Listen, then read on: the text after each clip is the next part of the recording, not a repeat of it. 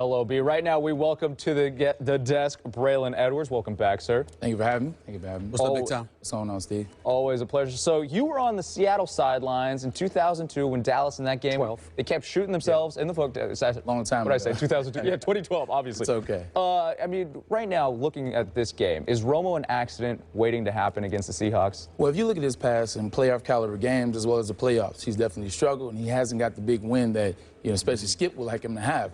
But I'll go a little further. In 2011, I was on sideline in San Francisco, and he played well. I mean, minus a bunch of the drops. overtime game? Yeah, exactly. Oh, he played played with well. cracked ribs. 345 yards, cracked ribs. Yeah. He did well. This was on the West Coast against the San Francisco 49ers, who went to roll off 9 straight. Fast forward a year later, he comes out there. We get a big win. He goes 27-7. However, he had 250 yards passing. There were a lot of drops that could have led for touchdowns, big plays. First play of the game, you get a fumble on a kick return. Then we score next play. Then you come back with a blocked punt. On We get for a a chance to talk about that. So, your mind is 14 points off the board right there, plus drops. It's a whole nother ball game on the West Coast in Seattle. Okay, so do you trust Tony Romo this Sunday in that stadium? I think I have to. I think I like what they've been doing so far this year. They've been running the ball well, and that's going to be the key going up there in Seattle is running the ball well, getting the run established, and then be able to pass when you're comfortable, as opposed to having to pass the ball 35 times a game. He's saying the Seahawks could be the accident waiting to happen. Yeah, he's entitled to his opinion. and as are you, and we'll hear it. That's right. You know what? T.J. Houshmandzadeh sat in that very seat last week raving about a particular team, and suddenly there's an APB outfit, and we can't find him anywhere. We're looking for him. Right. Those would be the Bengals, right? It's a lot of people that get bold sitting in that that's chair, loyalty. and then they find. No. He said it was objective, and he was being honest, and the whole bit, and he ended up. We're still looking for him. We got the police out searching for him. There's been a warrant for his arrest, but we can't find him right now. First take arrest. First take arrest. Yeah. There's a lot of people that sit in that chair and they get bold like that. So there's no problem. Let me say this to you. The Dallas Cowboys have little to no chance in this game. I'm going to say it. Correct. And I'm going to tell you why. Why did you say little? I want to know. No. It's football. Okay. Anything can happen. Guys doesn't get want to injured. wear that jersey.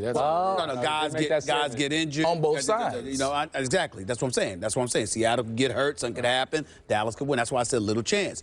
But in terms of everybody being healthy, everybody playing their game, fact of the matter is the Dallas Cowboys have 163 rushing carries. That's number one. They're number one in rushing attempts this year. Right. Okay? DeMarco Murray obviously leads that list because of the 163 carries, he's got 130 of those carries for the Dodgers, for the Cowboys this year. All right? They got 800 yards rushing, which is number 2 in the NFL. Okay? He's got 670 of those yards. When you watch Seattle just last week, who are they playing against again? Who are they playing against? Redskins. That's right. And there's an Alfred Morris. I mean, I think he's a stud. Alfred Morris could play. He could run the football, dog. He could run the football. I agree with you. And he's consistent. But their team is inconsistent. What happened? What I'm saying to you is that I am challenging this notion that the Dallas Cowboys are going to be able to run the football on the Seattle Seahawks. As a result, you're going to have to throw it. And if you're throwing it, that means Tony Romo's going to be the one back there flinging that football. And when that happens, that's where the accident waiting to happen kicks in. See what I'm saying? This is how I'm looking at it. How are you going to beat the Seattle Seahawks unless you run the football? Well, the same can be said of Seattle. If Seattle gets into a situation where they're not allowed to run the ball with Marshawn Lynch, they're not allowed to do the play action, and they're not allowed to let Russell Wilson run around like he's scrambling for his life, now they have to pass. And we all know when Seattle loses is when Russell Wilson has to pass, has to beat you with his arm. Okay. Dallas has the 20th ranked defense against the rush. They're going to start Marshawn Lynch, huh? Okay. Okay. All right. Okay. So Mr. Smith. Yes, sir. So let's do hypothetics here. Right. So I'm sure if in fact Dallas can't run a lick, and all of a sudden Romo has to throw it, I don't know, 35, 40 times to keep them in the game, how many interceptions will accident waiting to Romo throw? I don't know, Skip. I don't go by the numbers. I go by what the moment dictates. I am a guy that believes that Tony Romo could easily pass for 4,000 yards a season. He can put up big-time numbers. He can be an all-pro. He can lead Dallas to 8 wins a season. He can do all of those things. And, oh, by the way, he may not throw an interception at all until the moment arrives. And then all of a sudden, here he comes. That's how I view it. And I keep trying to tell people all the time, This is what I'm trying to say. Whether it's the regular season, just having fun. You know, I'm a native New Yorker. I hate on the Star. You know, I hate on the big billion-dollar playpen, even though I've been there and I loved being there. You know, Jerry Jones making fun of him. But I respect their talent. I respect them as individuals. It's just a Dallas franchise thing that I knock. But what I say to people in all seriousness, that I believe wholeheartedly, Dallas, I never sit there and say, they're just not good enough. Right. I've consistently and religiously acknowledged the Dallas Cowboys' talent year after year after year. And all I've ever said is, just sit back and wait. Right. Whatever the moment is when they will crumble. Whether it's in the last game of the regular season, whether it's in a playoff game or whatever, it's whatever the moment is, they will not rise to the occasion. That's all I ever say. Okay, in the big picture, I still agree with your premise.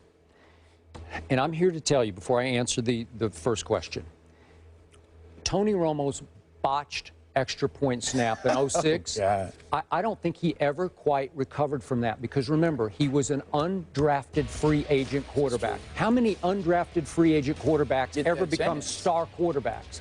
And Tony is a star quarterback. I think we'd all put him in probably in the top 10. I mean, right now he's in the top 5. Right. But in the big picture, top 10 kind He's of a top 10 quarterback. Yeah. Yes, he is. Okay. I don't think he ever got over the fact that with only needing an extra point to save this game for Bill Parcells, which became his last game as Cowboy coach, he botched it, picked it up, and couldn't get to the end zone with it because Tony's not the fastest guy. He's got quickness and athletic ability, but he doesn't have downfield speed. No. So in the back of his head, I still think he has that lurking demon of when it's time, when you got to make the throw against Peyton Manning in a 51-48 game, he just might throw it to the other team. So I agree with your big picture premise. I agree. Now, back to the small picture, which is this Sunday. I do give my Dallas Cowboys a shot in this game. And I do not think Tony Romo will be the reason they lose this game. I love the little zone that he has put himself in mentally.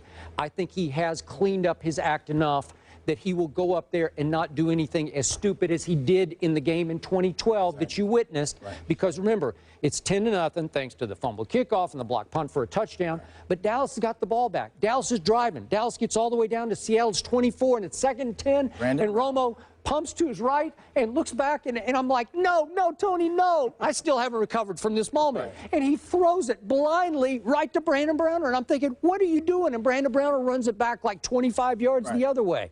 Well, what are you doing? It could have been 10-7, and instead it winds up 27-7, right? Okay, that's bad Romo. I don't think we're going to see that. And I do agree with you.